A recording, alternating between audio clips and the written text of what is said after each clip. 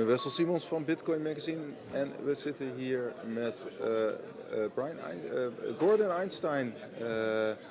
Let me start with a short introduction.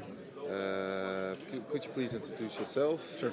I'm Gordon Einstein. I'm an attorney who specializes in blockchain and crypto law. I'm based out of Los Angeles, New York, and Kiev. Mm-hmm. And what I like to say is I'm on my first European tour of 2018. Cool. And I've been to Miami, San Francisco, Kiev, now Amsterdam, then London, then Los Angeles, then Utah, then back to Los Angeles again. Okay, so, sounds good. You just did the session about the law, the law and ICOs. Yes. Maybe you can pinpoint out a few highlights of that presentation. Sure. There's an interesting global conversation happening right now, and it really is global. Mm-hmm. It's when you have these ICOs, there's a question about whether or not the tokens that are being issued as part of that ICO qualify as securities. Mm-hmm. Or other term is utility tokens, whether they qualify as securities or utilities when issued. Mm-hmm. And there's also a wrinkle in there that's based on what a law firm came out with called the SAFT agreement, which is it's possible that even if a token will eventually be a utility and not a security, that's going to be a security while the platform is being built. Okay. In other words, if one of these ventures is trying to start a blockchain-based company, but they haven't built the platform yet. If they sell tokens to raise the money to build the platform, there's a question about whether or not those tokens are securities, at least while they're building the platform. Okay. And that's not a sure thing. That's the subject of some controversy. But right now, the way the world is tending is that they're, at least into the American market, which we can talk about, they're not issuing the tokens right away. They're using something called a SAFT. A SAFT. And a SAFT is Simple Agreement for Future Tokens. It's based on something called a SAFE, which is a simple agreement for future equity. They just kind of brought it up today for SAFs. So I'm globetrotting the world trying to explain how this all works, educating, asking questions, and having good conversations. Okay. And if you compare it to, you also advise clients outside of the US. What would you advise for European ICOs to raise money in the US?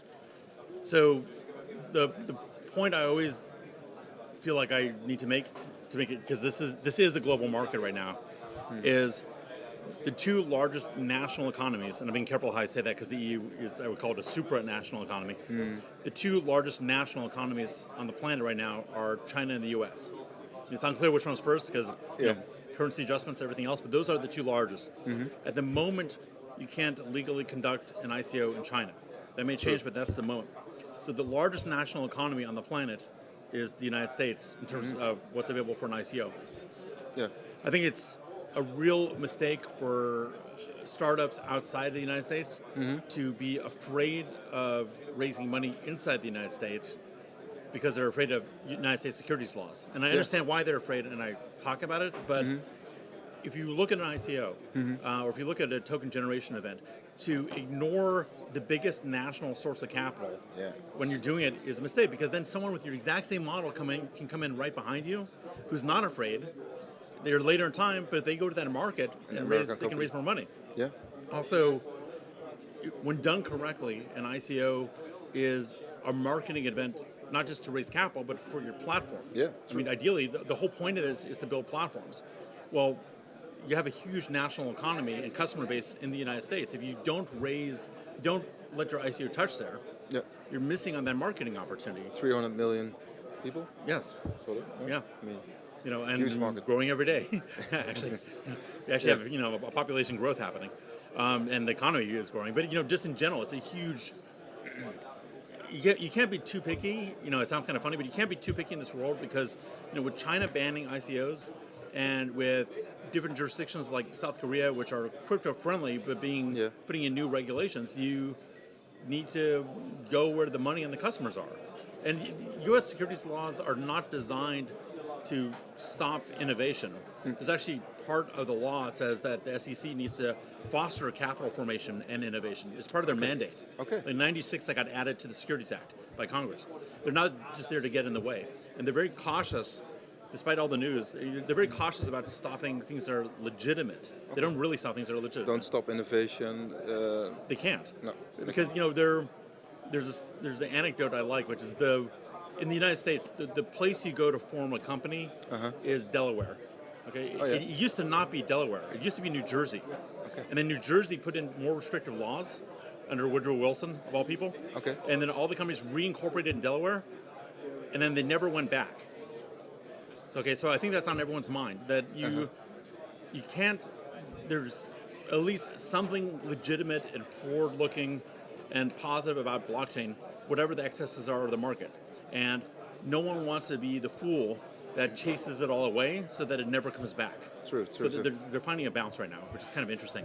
And for instance, when you have a Dutch ICO, what would you advise them to start raising capital in the US? I mean, do they have to apply to a lot of regulation, or They don't need to apply to a lot of regulations, but just in general. So there's almost like a decision tree. yeah? If your tokens, even once the platform is built, is going to be a security, i.e. an investment or investment contract, then that's a whole different ball of wax that's very complicated and I can't possibly communicate in one interview. Now, 99... Takes a lot of time. It's a lot of time. It's a lot of money. You have to usually register with SEC, Securities Exchange Commission. Register is the word they use. Okay. And you then have a chance of going public, which is a whole different set of reporting requirements, Sarbanes-Oxley, all that stuff. But in reality, it's unusual for a token to intentionally be a security these days. There's a place for it, but to be a security, you're basically giving away equity or debt in a company. You're maybe sharing out governance. You're maybe paid in dividends. You're not commissions. It's unusual right now. Okay. The usual scenario is that people are building a usable platform, like Ethereum, for example. Yeah. And they're issuing tokens in order to fund the building of that platform. But once the platform is built, the tokens are not expected to be securities. They're expected to be utility tokens or consumable items or products or goods. So like I mentioned before, the issue is that build process. Well, if you're a Dutch or non-US startup, it's perfectly legitimate to raise funds in the United States. You just don't want to do a general offering. You don't want to do a public offering. You want to do what I call a SAFT raise. Yeah, the SAFT raise. Okay, Right. okay. And there's nothing such like in Europe, like a SAFT SAFT agreement or SAFT regulation. You know, I always work with local counsel on these issues because there's inconsistent rules in Europe, which is part of what makes it so exciting and fun. Yeah. You have the national level, you have the EU level, Yeah. community law, and then you have interesting what I would call border areas. So Gibraltar is an example of an interesting border area. It's a U.S. overseas territory. Yeah. It's part of the UK in a sense. Yeah. The UK has Brexit, and there's a lot of home rule aspects to Gibraltar. Okay. So they're putting in the Gibraltar blockchain exchange. They're actually creating a formal method for trading blockchain assets. It's quite a favorite destination for blockchain companies. Gibraltar, that kind of. It is, and it's going to be more so soon. So there's a couple interesting aspects of what they're doing. For them to accomplish what they want to accomplish, they need to implement and perfect their statutory or legislative structure for blockchain assets. To be honest, I'm not 100% sure where they are in that process. I know they're reasonably far along. There's some really good law firms there that are working on it, and I know Nick Cowan of Gibraltar Block Exchange, and he's working very hard to get the law perfect. But there's sort of the technical side of it also, which is they have a neat concept, which is if you're doing an ICO and you work with a local sponsor and you do it the way that they say to do it in alignment with their law. If you do an ICO in that manner, you will then automatically have the right to get listed on the Gibraltar blockchain exchange. Okay. So for every other company in the world, doing an ICO and getting listed on exchanges is two separate actions. It's quite interesting to do that. I mean, they're combining them, but you have to have a compliant ICO. Which Sounds good.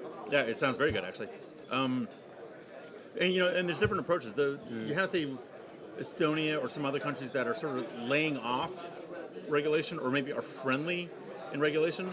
Also, the Netherlands tend to be quite friendly, or I honestly don't know yet. I'm exploring. Okay. But for better or for worse, the Netherlands is not known as a hotbed of ICO startups. It may be a hotbed of blockchain, but you don't hear about ICO after ICO after ICO coming out of the Netherlands. You do hear about it coming out of Zug. We have decent bet who is now established in Panama and he's thinking of establishing in Amsterdam. But Well, I had this discussion. I mean, this has been a great conference. I had this discussion yesterday. The Netherlands has a beautiful history of capitalism, commerce, and what I would call contracting for civilization. I mean, the whole idea.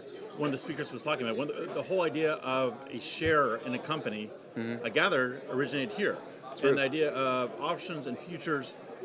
Whether or not they came up here, they were highly implemented here. I mean, this is a capitalist, seafaring, trade-oriented country. Partly because of geography, partly because of the nature of the people, partly because of the cultural and historical background, with the Protestant work ethic and everything else. It's made for this, but it's also an interesting situation because it's part of the EU, and so you have to comply with EU broad law. Okay, so and an exit is not happening. So an exit like a Brexit. No, I don't think happening. an exit is happening. I'm pretty sure. So I don't know where the EU is going to end up in 20 years. Is it going to be bigger, smaller, different, whatever? But I'm pretty sure Netherlands is staying inside. No, it's a great entrepreneurial culture, but I am not personally aware of the Netherlands uniquely implementing legislation that would give it an advantage over, say, Estonia. But that doesn't mean it can't. It just maybe it just needs to move further along down that path. What kind of advantage has Estonia? You have a digital ID by birth, for example. Are you aware of? Yeah, Estonia. I think from the get-go, from when they broke off from the Soviet Union, just from the start, they had the advantage and disadvantage of being able to reinvent their systems because the prior systems they just let go behind. But they also had the advantage of quickly, joining the EU, unlike say Ukraine or other countries that were in the same situation. They right from the start went to sort of a digital model of government and governance and economy and ID, and it's the nature. It's sort of that Scandinavian mentality of just clean, efficient, non-corrupt, get stuff done. So they're innovative. They're very innovative. They also have a low corruption environment. So if you look at all jurisdictions all across the world, there's obviously some place that's very corrupt, you're not going to do business, but there's ones that have higher reputations and lower reputations. Estonia just has a reputation for being very fast and efficient, and they are really they're just pulling ahead for the moment. And what can we learn? What can other countries learn from Estonia or maybe Ukraine, where you're also based? It's a great question. I think what they can learn is, look, blockchain is not all perfect, and ICOs are not all perfect. There are clearly abuses, and the law. Abuses? What kind of abuses? Sorry to people interrupt. selling these tokens, promising the world, not delivering, taking the proceeds, having fun in Ibiza. It's unregulated. It's unregulated, and human nature is unregulated. And when you have regulatory dark, black holes, people are going to do things. So there's a reason for regulation. It's okay. We're supposed to have it. I think where countries that are innovative, and I don't want to overfocus on Estonia, this, that, and the other, but just in general, when countries are responsible and have a rule of law and aren't the Wild West, they have their regulatory structure, and that's okay. I'd say it's a couple of things. It's the regulators recognizing that something potentially good is happening here and having a conversation with people rather than slamming down the law. So it's a little bit of an attitude thing. Yeah. The second part is there's a concept of a regulatory sandbox, which is we're not going to take this thing we've created and let it into the wild yet, with God knows its genetic component, infecting the world. But we'll create a sandbox, a test environment where we can try out these ideas, in participation or in collaboration with the regulators, and then take what's good and release it out there. So you see that in Estonia, you see that in some other places.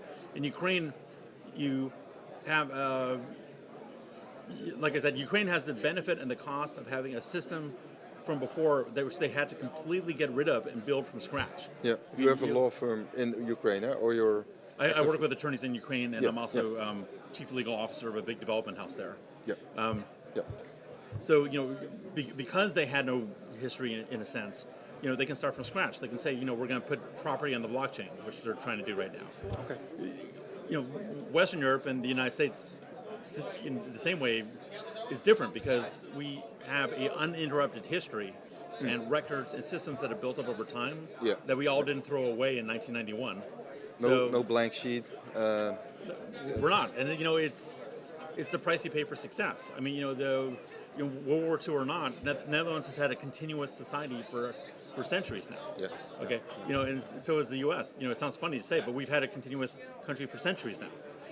So when you have a continuous country for centuries, you can't just throw out the law and what happened before. You're not in that position.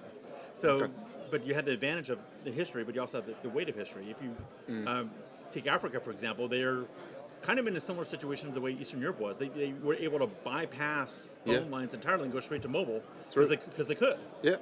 So everything has a cost. Everything has a pro and a con. Okay, a few questions. Sure.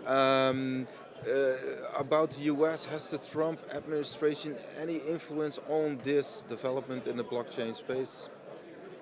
I have to say, not that I can see. I mean, Difference with. Well, the I'll do my former- Trump edition. No, nothing huge. Ooge. And look at these hands. No, that's the whole thing he said. Yeah.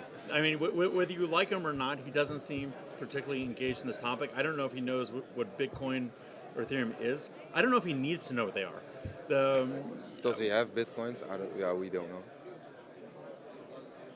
We don't care. I don't know. And if I sold them to him, I wouldn't say it on video. No, I honestly don't know. But the things I'm looking at are what I focus on in the U.S. is how are the regulators acting. Okay. So the SEC. the SEC, the CFTC, which is Commodities and Futures Trading Commission. So there's SEC does securities and CFTC does commodities. But it also does derivatives and futures. Okay. Okay. So the CFTC has stated that Bitcoin, not everything else, but Bitcoin is money, but not a currency, which is kind of interesting. And it's claimed jurisdiction over Bitcoin futures, which is different from options. Yeah. It gets all complicated. And there are futures in place, and the Chicago SBOE. Yeah. I honestly can't quite tell because they seem to be granted and seem to be taken away. And Serious? I can't. Look, it's. I may also not be perfectly up to date, but I just heard something about CFT basically just stopped someone else from doing it. I don't know. I read some news about these are going to start to be traded about a month ago. To be honest, I haven't been super following it. I've been more on the ICO path because that's kind of where everyone's going right now. But but now I'm getting more drawn into the CFTC side. There's so much. What's interesting about this area of law is it covers so many things. There's international, there's tax, securities, commodities. It's just all over the place. Okay. We just have to. One last thing. Do you have cryptocurrencies yourself? Trading? I definitely. Yes, I do. Okay. I also have tokens, and my point of view on that stuff is, I have a good buddy who said don't pay retail. So I try to get that stuff by adding value and then getting compensation back. But I have spent fiat for crypto. Okay. Are you enthusiastic about some of these currencies? Maybe a particular one? Or you just invest and hodl? Someone wiser than me said that you can't value these cryptocurrencies. You can only price them. You can't value them. You can only price them. It's matter of trust. Not even trust. It's just that because there's no. The good thing about them is they don't have a government behind them. The bad thing about them is they don't have a government behind them. It's a pro and a con, and that's an intentional design choice by Satoshi going forward. There's no. If Bitcoin cheats me, there's no one I can sue. Yeah. Okay. Yeah. But that's good and that's bad. That's part of why it survived. That there's no one you can sue. Like you can't arrest Bitcoin. Okay. You can't stick Bitcoin in jail. No, there's no person. There's no. Or if he is, he's no office. He's off on Mars with Elon Musk or something. You can't value it. Bitcoin doesn't have earnings. It doesn't have board of directors. It doesn't have a product plan. In a sense, you can only price it, and the pricing is the function of the market. So, I can't value. I can only price. Okay. Thank you very much for your time. Okay. Appreciate it. Thanks.